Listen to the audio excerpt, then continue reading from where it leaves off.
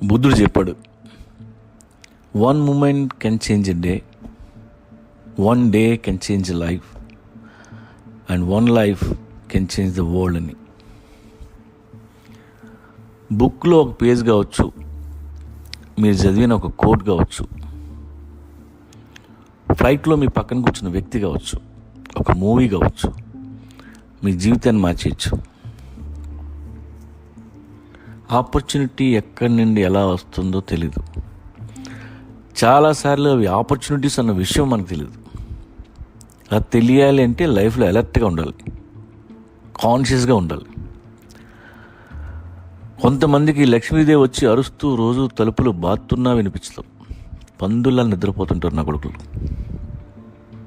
నాకు ఫ్రెండ్ ఉన్నాడు, very talented. వాడు పుస్తకం రాశాడు, వచ్చిన అవకాశాలని సంకనాకించుకోవడం ఎలా. ఆ పుస్తకం వాడి దగ్గరే పెట్టుకొని తూచా తప్పకుండా ఫాలో అవుతున్నాడు. ఇలా చాలామంది ఉన్నారు. నీకేంట్రా, నువ్వు ఇంకా చిన్నపిల్లాడివి, నీకు బోల్డ్ జీవితం ఉందని ఎవరన్నా అంటే నమ్మకండి. ఇక్కడ టైం లేదు. కళ్ళు మూసి తెరిచే లోపు అందరికీ సీటు కింద 60 ఏళ్ళు వస్తున్నాయి. మనల్ని ఎవ్వరూ రెడ్ కార్పెట్ వేసి ఇన్వైట్ చేయరు. నీ నెసెసిటీ అవతలాడి క్రియేట్ చేస్తే బిజీగా ఉంటావు. బిగినింగ్లో అందరూ నిన్ను వాడతారు, వాడిని అందరూ నేను వాడుతున్నారు అంటే నువ్వు పనికి వస్తావు అని అర్థం. అన్నీ వాళ్ళే నేర్పుతారు, నేర్చుకో. మన టైం బాగుంటే దొంగ నా కొడుకులంతా లైఫ్లో ముందే తగులుతారు. తగలని వాళ్ళే మన మాస్టర్స్. అందరూ అన్ని రకాలుగా నిన్ను వాడుతున్నప్పుడే నువ్వు అలర్ట్గా ఉండాలి.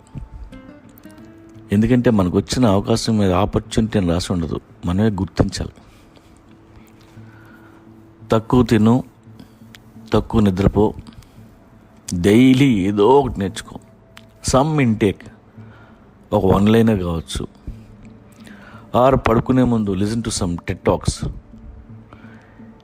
ఏది నేర్చుకోకుండా పడుకోవద్దు. ఫైర్తో ఉండు, ఏ స్టమక్ అప్సెట్లు ఉండవు, కసిగా ఉండు, ఏ హెల్త్ ప్రాబ్లమ్స్ రావు. 3 పూట్లు కలిపి ఒక అరగంట తింటావా? ఎన్ని నిమిషాలు తింటే అన్ని నిమిషాలు ఎక్సర్సైజ్ చెయ్యి. కొన్ని యాప్స్ ఉన్నాయి 7 మినిట్ వర్కౌట్ కోసం. జిమ్కి వెళ్ళాల్సిన పని లేదు. 7 నిమిషాల వర్కౌట్ వితౌట్ ఇన్స్ట్రుమెంట్ కూడా చేయొచ్చు. నువ్వు అలర్ట్గా ఉంటే అన్ని ఆపర్చునిటీస్ అన్నీ క్లియర్గా కనపడతాయి. లేదంటే నీ కళ్ళ ముందే డ్యాన్స్ ఆడుకుంటూ అలా అలా వెళ్ళిపోతాయి.